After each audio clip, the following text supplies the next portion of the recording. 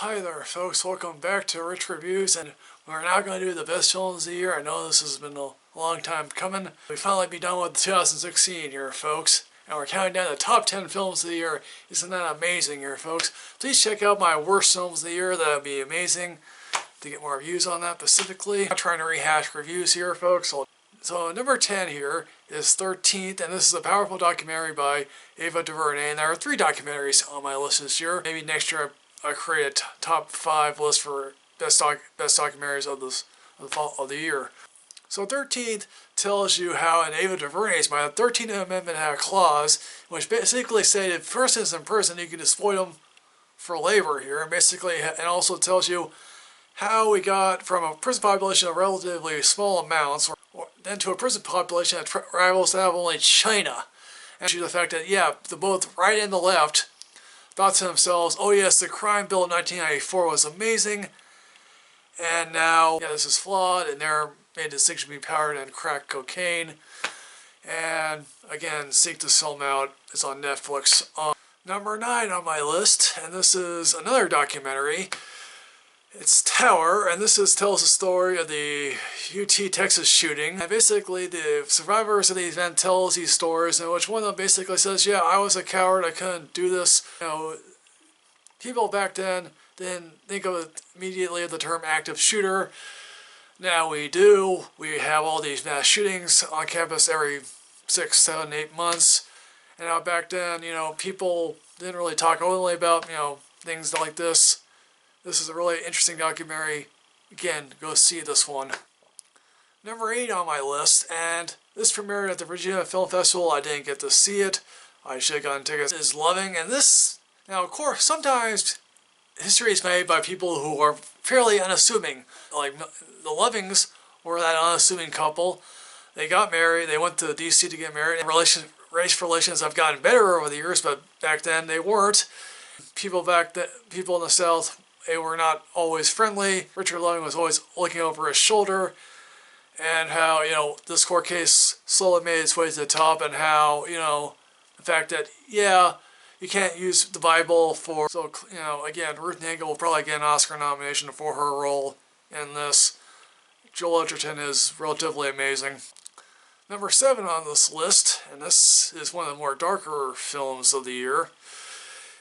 It's Nocturnal Animals, and from the beginning to the end, this is one of the most, will pin you to the floor and never let you down. The middle section involving the Texas stuff, that stuff is breathtaking and it is fascinating. Again, it's uncomfortable to watch. Michael Shannon is just amazing. This film's ending will be debated for many years to come, or as long as people have been thinking about this film. Number 6 on this list is the most romantic comedy of this year. It's Deadpool. Yes, Deadpool is a romantic comedy. Trust me, folks. It was again. It's released on Valentine's Day, so there you go. When it comes to superhero films this year, we got Avengers 3, aka Captain America: Civil War. You know, Sad Man vs. Super Sad Man. You know, Batman vs. Superman. Insane Clown Posse Takes Manhattan, Suicide Squad, and X-Men vs. the God, or X-Men Apocalypse. This film at least tells you how far Ryan Reynolds was willing to go to make this film, breaking the fourth wall and all. Again, it's funny from start to finish, including the opening credits, and including the end credits as well. And will this lead to other R-rated films? I clearly don't know, but I hope it does. This film is a kick in the rear to what we need to do with superhero films here, folks. Number 5 on this list, and this is the best high school film of the year, The Edge of 17, and guess what here, folks? Growing up is never easy. John Hughes told you that in the 80s. If John Hughes were alive today, he would make this film, and I guess the sensibilities of the 2000s were much different than the 80s. Alive. Again, Haley Steinfeld can't do anything, but whether it be, you know, True Grit, Pitch Perfect, and now this. I think we got a nice Asian character here, probably rectifying the events of what 16 Candles probably was. And again, Blake Jenner as a high schooler, who knew? Considering he was a college student at the beginning of the year as well. So number 4 on this list is Shin Godzilla, and since that first film, the Godzilla franchise had its up and downs. Yes, there are some really shitty films, but this, quite frankly, is one of the best Godzilla films I've ever seen. It's also, biting parody of how sometimes government is not always helpful.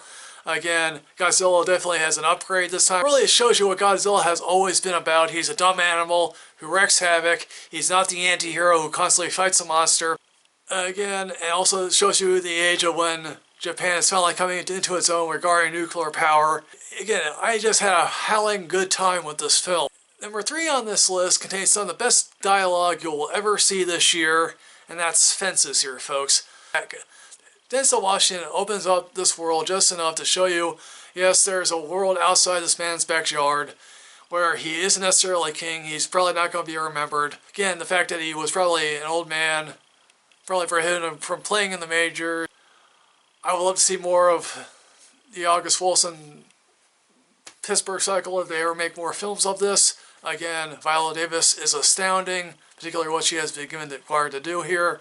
Clearly, she's probably, I hope, the frontrunner for Best Supporting Actress, because quite frankly, we actually put her in Best Actress category against Emma Stone, but there you go, folks. So number 2 on this list, I honestly debated about having it in, considering the fact it premiered on TV. It releasing several theaters. The film here is O.J. Simpson Made in America, and a truly grand vision of race, class, gender, all of it, in which we have the police and the black community in Los Angeles. We have O.J. Simpson on another. They all tragically collide one day when O.J. Simpson, did he or did he not murder his wife? Yeah, there you go. The Talking Heads interviews are fascinating, given the fact that, yeah, it's been 20 some odd years since this happened. Hindsight is always 20/20. A lot of people thought probably in some ways, hey, this guy may not necessarily be innocent, but he beat the system, folks. That's all that matters. Yay! Again, we don't get O.J. himself, although we do show him as parole hearing. I think he's going to get released this year, I think, actually. Again, this is probably the front runner to win Best Documentary, unless I think Wiener or 13th wins. Number 1 film of the year, it's La La Land, folks. To the beginning, in which they have a musical number on the I-10, to the closing scene in a jazz club. Again, Damien Chazelle has made his masterpiece, I think, a very much more interesting film than Whiplash ever was. And it shows you how, again, Los Angeles is Los Angeles. It crushes your hopes and dreams. You know how in every major city they have tours. I believe this is one of those films where they're going to be showing you tours of where they filmed La La Land here, folks. And clearly with the passing of, Debbie Reynolds, we're getting less of those golden age of Hollywood people. But this is clearly an ode to that time in which, even my mother, when she was younger, wanted to see all these musicals. Clearly this is a magical film that should be appreciated for what it is. You do not avoid seeing this film. Go see it now as soon as possible.